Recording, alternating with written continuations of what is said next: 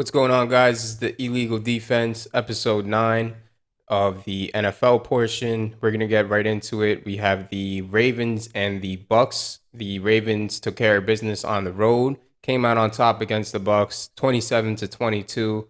Bucks kind of made a late run towards the end of the game, but the Ravens recovered the onside kick, obviously, and they took care of business.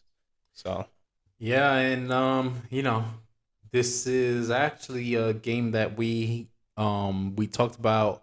We both went different ways in the best bets. You picked against your own team in the Ravens, and yeah. I kind of figured, really, I didn't figure anything. I just looked at the trends and I said, all right, if I'm going to put money on one thing or the other, the Bucks have yet to really show the type of fight that we expect from them. Yeah. And now even looking back at it, we had the Bucks as a best bet to open Week 1 against the Cowboys.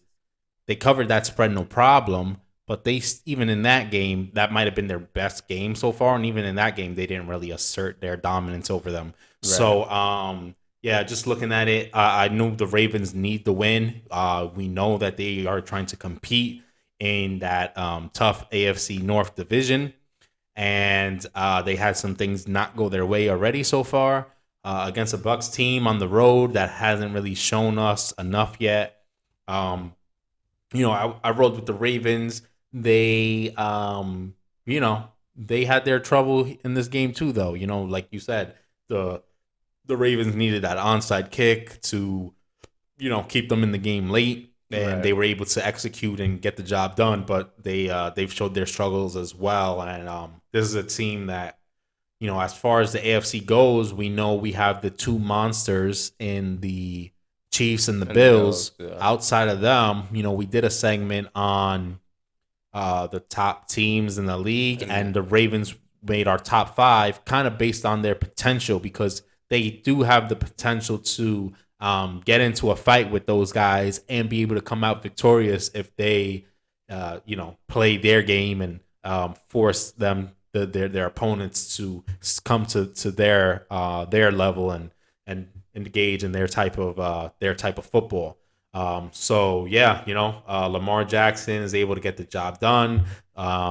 We saw after the game the whole holding the sign up with yeah, with talking about getting AM. paid and all that. So yeah, look, Lamar wants his money. He's trying to get these wins. And I'm sure as a competitor, he wants to make a real playoff run. Yeah. They haven't been able to do much in the playoffs.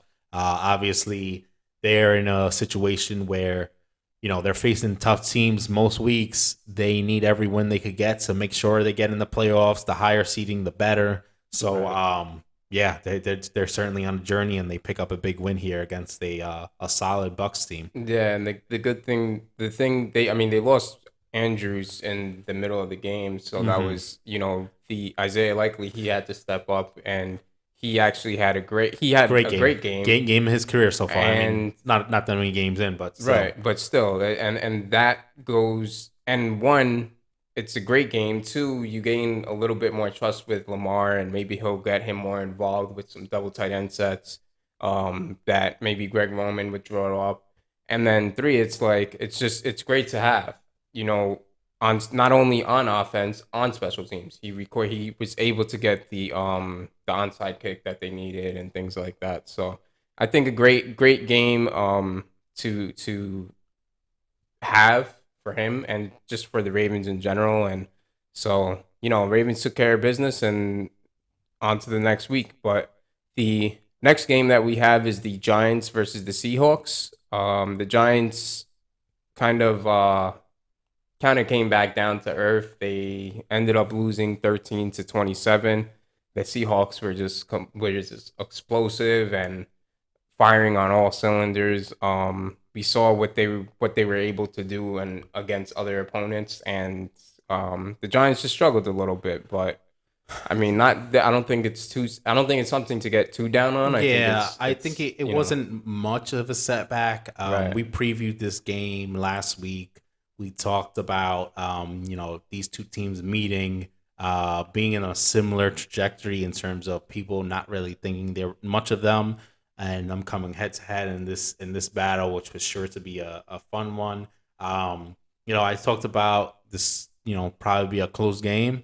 It was closer than even the score signals, with the Yeah, for sure. Seahawks throwing in that a later touchdown. The Giants were pretty much in this for Most of the game. most of the game, and it was a game where every possession mattered.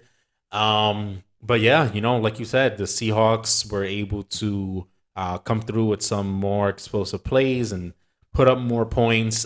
Geno Smith just been playing great, like we talked about before. Being able to manage the game and make good decisions, but still being able to take shots Should be down the aggressive, field.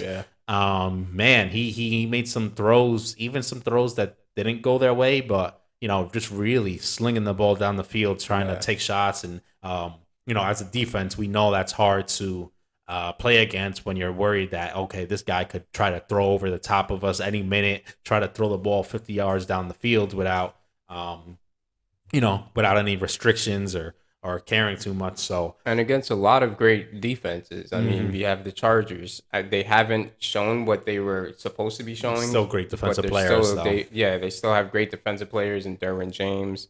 The Giants, Wink Martindale has kind of gotten them all on the same page. They've been playing great defensively. So it's not like he's going against bottom of the tier teams Hmm. where they're struggling defensively and he's just taking advantage of it. I think outside of Josh Allen and Jalen Hurts, there's really, there's not too many other MVP candidates, but respectfully, I think Geno Smith should be up there. I think he should be in that conversation. He's sitting on top of one of the best divisions.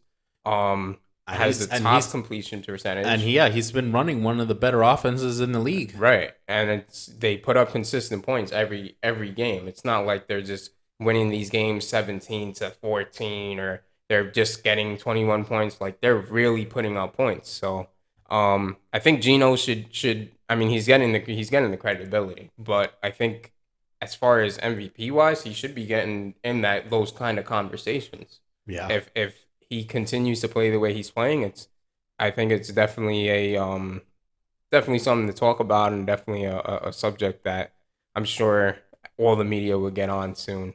So the next game, speaking of one of the powerhouse teams, we had the Bills versus the Packers. The Packers went over to Buffalo and they only scored 17 points. The total was 17-27. Bills took care of business. We saw Aaron Rodgers struggle a little bit with his receiving core. Um, they didn't throw it late in the game, which was kind of odd. And then they didn't run it early in the game when they were running well. So it was kind of a weird game. I definitely expected more from the Packers. I figured this would be the game where Aaron Rodgers and their receiving core kind of get things together. Christian Watson goes down early with a concussion, and then I mean Romeo Dobbs had a pretty good game, but again, it's just these things that just don't work in their favor, and you can't fall behind the Bills because the Bills just put up numbers at will. So Yeah, this was a game. It kind of went for the most part how I would have expected this game to go. We talked about this. This is another game we talked about last week. I said, yeah, I feel like the Bills, they're gonna, kind of get on the roll early, and they could kind of run away with this one. This pretty much was that game. The score doesn't reflect it as much as it was, but this game wasn't close from start to finish. The Bills were, kind of cruising on this one. If it wasn't for a bunch of turnovers late in the game by the Bills, would have been probably a little yeah, bit this would have been a real blowout. right. Like you said, the Packers, I mean, they kind of just rolled over. To me, they did stop throwing the ball and they started leaning on their run game because that was the only thing that was working. But when you make that decision that you're pretty much giving up the game. So Right. I felt like at that point, they kind of made the decision like, all right, let's just try to get some positive things going for our team so we can set ourselves back up for, the coming weeks Right. instead of actually trying to win the game. And yeah, I mean, look, I had some same game parlays, and if they would have just played like they were trying to win the game, unless Aaron Rodgers threw 3 picks towards in the second half, they were gonna cover no problem, and they Right. just they just kind of rolled over, and they let Aaron Jones run for a bunch of yards, but they were meaningless. So Yeah, it wasn't really. what It does was that garbage get time you? yards. They did happen though was at the end, all said and done, the Packers do cover the spread. It was a 10.5 point spread. They lose by 10. They actually cover that spread At the half. up front.